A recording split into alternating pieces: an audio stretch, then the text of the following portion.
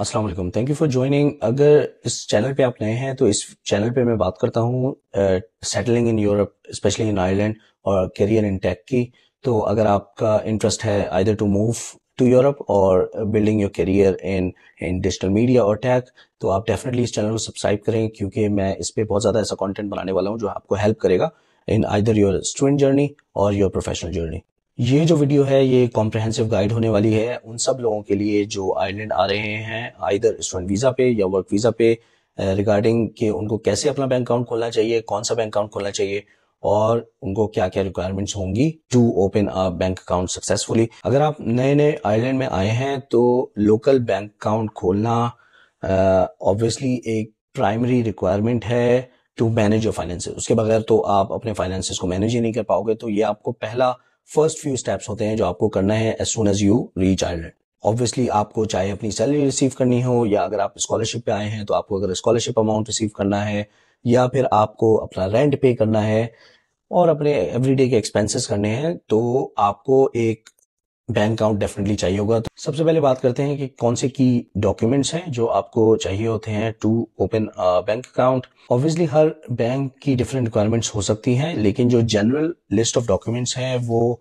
Obviously आपकी proof of ID है सबसे पहले, जो कि हमारे केस में पासपोर्ट होता है, या नेशनल आईडी भी होती है कुछ यूरोपियन कंट्रीज के लिए, लेकिन हमारे लिए वो यूजुअली पासपोर्ट होता है। आपका आपका प्रूफ ऑफ एड्रेस होता है। प्रूफ ऑफ एड्रेस में कोई भी यूटिलिटी बिल या टेनेंसी एग्रीमेंट आपका जो होता है वो आप सबमिट करते हो। प्रूफ ऑफ एम्प्लॉयमेंट या फिर यूनिवर्सिटी इनरोलमेंट आपको सबमिट करनी पड़ती है। पीपीएस नंबर आपको सबमिट करना होता है। कुछ बैंक्स में ये मैंडेटरी होता है, कुछ में ऑप्शनल होता है, लेकिन पीपीएस नंबर आपको ऑब्वियसली जैसे ही आप आयरलैंड आते हो तो आपको अप्लाई वो वैसे भी करना ही होगा, तो आपको वो वैसे भी अप्लाई कर देना चाहिए, और बैंक में भी हो सकता है कि उसकी रिक्वायरमेंट हो। उसके बाद आपका जो रेजिडेंसी स्टेटस होता है उसका प्रूफ, जो कि ऑब्वियसली वो स्टैंप होती है आपके वीजा पे, या जो आपकी जो फर्स्ट आईआरपी बनती है वो आपकी जो रेजिडेंसी स्टेटस होती है वो कहलाती है। अगर इन सब डॉक्यूमेंट्स को आप पहले प्रिपेयर कर लेंगे और अपने साथ लेके जाएंगे जब भी आपको बैंक जाना है, तो आपको बहुत ज़्यादा टाइम बचेगा। क्योंकि मैंने बहुत सारे लोगों को देखा है जो बैक एंड फोर्थ करते रहते हैं, क्योंकि वो पहले इन्फॉर्मेशन लेने जाते हैं और उसके बाद वो डॉक्यूमेंट्स प्रिपेयर करते हैं, लेकिन उसमें कोई करेक्शन करनी होती है या वो कंप्लीट नहीं होते डॉक्यूमेंट्स, तो उस केसेस में बहुत ज़्यादा टाइम लड़कों का बच्चों का वेस्ट होता है। तो आई थिंक आपको ये सारे डॉक्यूमेंट्स पहले ही प्रिपेयर कर लेने चाहिए। फिर उसके बाद बात करते हैं कि कौन सा बैंक चूज करना चाहिए। ऑब्वियसली काफ़ी सारे बैंक्स हैं, हर बैंक के डिफरेंट प्रोज एंड कॉन्स हैं। मैं हर बैंक की फुल डिटेल्स में तो नहीं जाऊँगा, या पर्सनली अपनी कोई रिकमेंडेशन या कंसर्न नहीं बताऊँगा, लेकिन मैं एक ब्रीफ आइडिया दे सकता हूँ कि कौन से बैंक्स आपको चूज करने चाहिए और उनमें क्या क्या रिक्वायरमेंट होगी।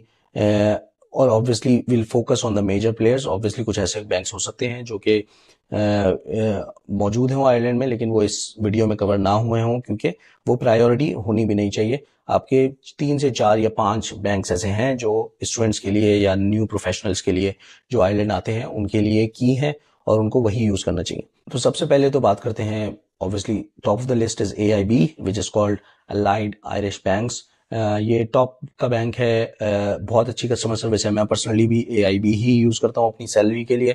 इनकी जो जो वेबसाइट है ऑनलाइन बैंकिंग के लिए, और जो ऐप है मोबाइल बैंकिंग के लिए, वो बहुत ही रोबस्ट है, very advanced. All the modern technology that you can think of is already there, and AIB is already using it. बहुत ही कम ऐसा होता है कि फिजिकल ब्रांच जाना पड़ता है, ज्यादातर काम जो है वो वर्चुअली हो जाते हैं। मुझे याद है जब मैं आया था और मैंने अपना ये AIB का अकाउंट खोला था, तो सारी जो वेरिफिकेशन है और जो एप्लीकेशन है वो सारी ऑनलाइन ऐप के थ्रू हुई थी। मैं बैंक गया ही नहीं था, और मुझे सारे डॉक्यूमेंट्स, अपना डेबिट कार्ड, सब कुछ घर पे डिलीवर हो गया था। और जो वेरिफिकेशन भी थी वो भी फोन कॉल पे ऐप के थ्रू हुई थी। मुझे ब्रांच जाना ही नहीं पड़ा था to open the bank account. Fees की बात जो है वो ऑब्वियसली डिफर करती है डिफरेंट प्रोफाइल्स के लिए और डिफरेंट बैंक अकाउंट टाइप्स के लिए, लेकिन स्टूडेंट्स के लिए स्पेशली AIB के जो अकाउंट्स हैं वो फ्री हैं। हाँ, हो सकता है कि कुछ केसेस में आपको एक मिनिमम अकाउंट बैलेंस मेंटेन करना हो, लेकिन इन जनरल टर्म्स फीस कोई नहीं होती स्टूडेंट्स के लिए AIB का बैंक अकाउंट खोलने के लिए। फिर सेकंड नंबर पे I would say account bank आता है बैंक ऑफ आयरलैंड का, जो कि also very large well established bank. इनकी भी जो सर्विसेज हैं, जो कस्टमर सर्विस है और जो रेंज ऑफ सर्विसेज हैं वो बहुत ही वाइड हैं। ये सारी ही जो फाइनेंशियल प्रोडक्ट्स आप सोच सकते हो वो सारी ये ऑफर करते हैं। हाँ, मेरी पर्सनल एक्सपीरियंस में जो लोगों से मैंने सुना है वो यही है कि AIB जो है वो ज़्यादा एडवांस्ड है टेक्निकली, और टेक्नोलॉजी वाइज, और बैंक ऑफ आयरलैंड जो है वो BOI जो है वो थोड़ा सा पीछे है in terms of how robust their online banking और मोबाइल ऐप इज। ये भी स्टूडेंट्स के लिए और जो प्रोफेशनल्स आते हैं आयरलैंड में उन दोनों के लिए यूजफुल है और रिकमेंडेड है। और स्टूडेंट्स के लिए ये भी अपना bank account, student bank account जो है वो फ्री ऑफ चार्ज देते हैं। अगेन ट्रांजैक्शंस पे और दूसरी चीज़ों पे कुछ कंडीशंस हो सकती हैं, लेकिन जो एज सच अकाउंट ओपनिंग है या अकाउंट मेंटेनेंस है उसके लिए कोई फीस स्पेसिफिकली नहीं है। उसके बाद आता है एक third bank called permanent TSB। ये भी एक बड़ा बैंक है, लेकिन इसकी उतनी ब्रांचेस नहीं हैं जितनी AIB की या बैंक ऑफ आयरलैंड की हैं। ये जो ज्यादा फेमस है वो अपनी मॉर्गेज ऑप्शंस की वजह से है, क्योंकि ज्यादातर लोग जो मॉर्गेज लेते हैं और अपना घर लेते हैं वो परमानेंट TSB के थ्रू लेते हैं, क्योंकि इनके जो मॉर्गेज रेट्स हैं, जो इंटरेस्ट रेट हैं वो बेटर हैं कंपेयर टू अदर बैंक्स। लेकिन ये भी एक अच्छा ऑप्शन हो सकता है स्टूडेंट्स के लिए या प्रोफेशनल्स के लिए जब वो आते हैं बैंक अकाउंट खोलने के लिए। इसमें फ्री स्टूडेंट बैंक अकाउंट नहीं है, कुछ ना कुछ फीस होती है, लेकिन कुछ ऐसे अकाउंट टाइप्स होते हैं जिसमें आप अगर मेंटेन करो अपना मिनिमम बैलेंस तो फिर आपको फीस नहीं पे करनी पड़ती। उसके बाद आई मेंशन दो ऐसे बैंक्स जो कि डिजिटल बैंक्स हैं, ये इनकी कोई फिजिकल ब्रांच नहीं होती, जैसे रेवोल्यूट है और N26 है। ये दोनों डिजिटल बैंक्स हैं, आयरलैंड में रिकग्नाइज्ड हैं, गवर्नमेंट से एफिलिएटेड हैं, लेकिन इनकी कोई फिजिकल ब्रांच नहीं है। तो आप जाके ब्रांच में अपना, आपको कोई काम होता है तो आप जाके वहां पे नहीं कर सकते, आपको ऐप के थ्रू चैट करनी पड़ती है कस्टमर सपोर्ट के साथ और वो आपको सपोर्ट प्रोवाइड करते हैं। मैं रेवोल्यूट यूज करता हूं अपनी डे टू डे ट्रांजेक्शन्स के लिए और AIB यूज करता हूं अपनी सैलरी के लिए। और रेवोल्यूट गेम चेंजर है क्योंकि ये डिजिटल ओनली है। मैंने आज से पहले जब मैं आयरलैंड आया उससे पहले मैंने डिजिटल बैंक का कॉन्सेप्ट एक्सपीरियंस नहीं किया था, लेकिन जब आया और रेवोल्यूट का अकाउंट खोला तो लिटरली 30 मिनट्स में अकाउंट भी खुल गया और डेबिट कार्ड डिस्पैच हो गया डिलीवरी के लिए।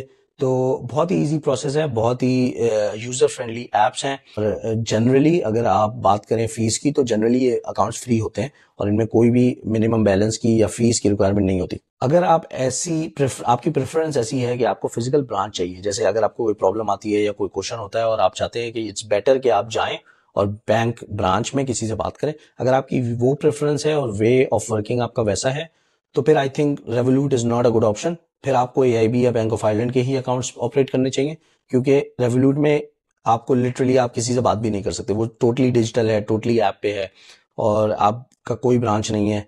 तो यू माइट फील कि उधर वो ह्यूमन कनेक्शन नहीं है जो कि ब्रांच बेस्ड फिजिकल बैंक्स में होता है। उसके बाद अगर हम बात करें प्रोसेस की, process usually very straight forward होता है। बस जो पहला जो स्टेप होता है जिसमें लोग थोड़ा सा वेट उनको करना पड़ता है वो होता है अपॉइंटमेंट का। तो आप ऐसे ही जैसे पाकिस्तान में होता है कि आप ब्रांच में चले जाते हो as a walk in customer और वो आपको डील करते हैं, यहाँ पे वैसा नहीं होता। आपको पहले कॉल करके या वेबसाइट के थ्रू अपॉइंटमेंट बुक करनी पड़ती है अकाउंट ओपनिंग की, और फिर आप जाते हो अपने डॉक्यूमेंट्स लेके और सबमिट करते हो। तो अपॉइंटमेंट कभी कभार डिले से मिलती है डिपेंडिंग आप कौन से एरिया में रहते हो और आपकी ब्रांच कौन सी है। उधर अगर वो बिजी ब्रांच है तो आपको अपॉइंटमेंट शायद थोड़ा सा लेट मिले।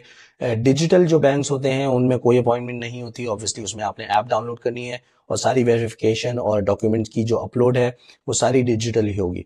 तो प्रोसेस थोड़ा सा डिफरेंट है फिजिकल बैंक्स का वर्सेस डिजिटल बैंक, लेकिन प्रोसेस स्ट्रेट फॉरवर्ड है। आपने अपॉइंटमेंट बुक करनी है, डॉक्यूमेंट्स लेने हैं, वहां पे जाना है और अगर डॉक्यूमेंट सारे ओके हैं तो अकाउंट खुल जाएगा। आपके एड्रेस पे आपका पिन कोड या आपका डिजिटल डेबिट कार्ड जो है वो आ जाएगा और आप अपने बैंक को ऑपरेट कर सकते हैं सिंपली। फिर अगर मैं आपको बताऊं कि पर्सनल एक्सपीरियंस में आपको क्या चीजें देखनी चाहिए to choose the right bank for you. Obviously इतने सारे ऑप्शंस अवेलेबल हैं और हर बैंक की अलग प्रोज एंड कॉन्स हैं, तो it becomes a bit difficult to decide कि कौन सा बैंक आपको चूज करना चाहिए। तो सबसे पहला तो फैक्टर ऑब्वियसली आता है फीस का। आपको पहले तो देखनी चाहिए कि फीस फ्री है या नहीं, और जो है कुछ बैंक जो हैं वो उनकी मंथली फीस होती है, तो आपको वो मेक श्योर करना चाहिए कि आप उसकी क्लैरिटी लो और अंडरस्टैंड करो कि if there is a fee और if there is a fee what is the actual fee that you will be paying on monthly basis. फिर ऑब्वियसली आपको देखना चाहिए कि कन्वीनियंस आपकी क्या है, आपको फिजिकल ब्रांच चाहिए या आपको डिजिटल बैंक से काम चल जाएगा। और अगर फिजिकल ब्रांच चाहिए तो ब्रांच आपकी जो लोकेशन है जहां पे आप रहते हैं उससे कितना करीब है, ब्रांच के पास लुआस या बस है या नहीं, अगर आपको जाना पड़ा कई दफा तो आप इजीली वहां जा सकोगे या नहीं, ये सब चीजें आपको देखनी चाहिए बिफोर ओपनिंग द बैंक। उसके बाद जो तीसरी चीज मैं देखता हूँ वो इंटरनेशनल ट्रांसफर्स का ऑप्शन है। ज्यादातर बैंक्स में जो बैंक ऑफ आयरलैंड है, AIB है, रेवोल्यूट है, जो टॉप अकाउंट्स हैं, टॉप बैंक्स हैं, उन सब में ये ऑप्शन होता है। लेकिन आपको डेफिनेटली ये देखना चाहिए कि इंटरनेशनल ट्रांसफर्स होते हैं या नहीं, क्योंकि एट सम पॉइंट ऑब्वियसली आपको वापस पाकिस्तान पैसे भेजने पड़ेंगे या किसी और को ट्रांसफर करने पड़ेंगे, तो उसके लिए आपको ये ऑप्शन होना लाजमी है। मैंने पर्सनली AIB के थ्रू एज वेल एज रेवोलूट के थ्रू पाकिस्तान भी पैसे भेजे हैं, दुबई भी पैसे भेजे हैं, और I have never faced an issue. यहाँ पे इंटरनेशनल ट्रांसफर के लिए मैं एक थर्ड पार्टी वेबसाइट भी यूज करता हूँ, जिस it's called Ace Money transfers. आप वो भी यूज कर सकते हैं, लेकिन for a more safer environment I think आप अपने बैंक अकाउंट से ही भेजें तो बेटर रहता है। उसके बाद आपको स्टूडेंट्स पर्क जो हैं वो चेक करनी चाहिए कि जो जिस भी बैंक में आप अपना अकाउंट खोल रहे हैं, क्या वो स्टूडेंट्स को स्पेसिफिक डिफरेंट पर्क्स दे रहे हैं या नहीं, क्योंकि किसी बैंक की पर्क्स ज्यादा हो सकती हैं दूसरे से।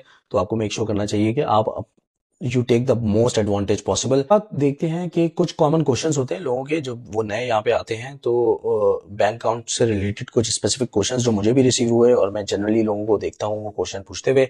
सबसे पहले तो ये है कि आपका अगर आपके पास अपना घर नहीं होगा, जैसे कि ज्यादातर स्टूडेंट्स का होता है, वो आके शेयरिंग पे रहते हैं, तो फिर कैसे प्रूफ ऑफ एड्रेस कैसे देते हैं। तो अगर आप किसी टेम्पररी अकोमोडेशन में या शेयरिंग अकोमोडेशन में रहते हो तो आप कुछ बैंक्स ऐसा करते हैं कि आपका जो एड्रेस प्रूफ है उसकी जगह वो यूनिवर्सिटी का जो लेटर है उसको as a address proof consider कर लेते हैं और आपका बैंक अकाउंट खोल देते हैं, क्योंकि बैंक्स को भी पता है कि हर किसी के पास अपना टेनेंसी एग्रीमेंट नहीं होता और यूटिलिटी बिल पे उनका नाम नहीं होता, क्योंकि वो शेयरिंग पे रह रहे होते हैं। तो इन दैट केस यूनिवर्सिटी का जो लेटर है या कॉलेज का जो लेटर है वो भी कंसिडर हो जाता है एज प्रूफ ऑफ एड्रेस। और आपको मेक श्योर करना चाहिए कि आप प्रूफ ऑफ एड्रेस में क्या चीज एक्सेप्टेबल है, इसकी क्लैरिटी बैंक से ले लो। जब बाद दूसरा मेन क्वेश्चन, कॉमन क्वेश्चन ये आता है कि क्या आप आयरलैंड आने से पहले बैंक अकाउंट खोलते हो या नहीं, खोल सकते हो या नहीं। तो इसका आंसर एक्चुअली नो है। आपको most of the banks would require कि आप आयरलैंड में आ जाओ, एंट्री हो जाए,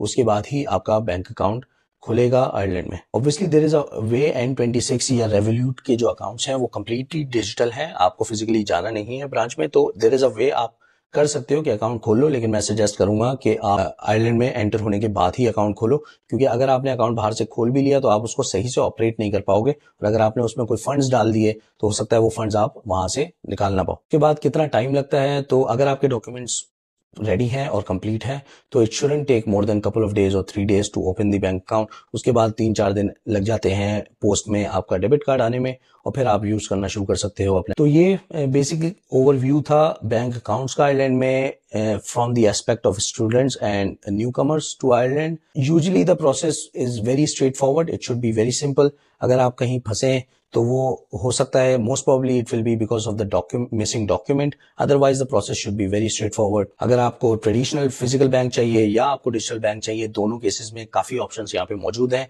जिनका आप बेनिफिट ले सकते हैं। और स्पेशली अगर आप एज अ स्टूडेंट आ रहे हैं तो स्टूडेंट पर्क्स काफी सारे हैं जो कि बैंक्स प्रोवाइड करते हैं स्टूडेंट्स को Ireland. Hope this was useful. अगर वीडियो आपको अच्छी लगी तो लाइक पे जरूर क्लिक करें, और अगर आपका कोई क्वेश्चन है तो कमेंट में आप पूछ सकते हैं। Thank you very much for watching. अस्सलाम वालेकुम।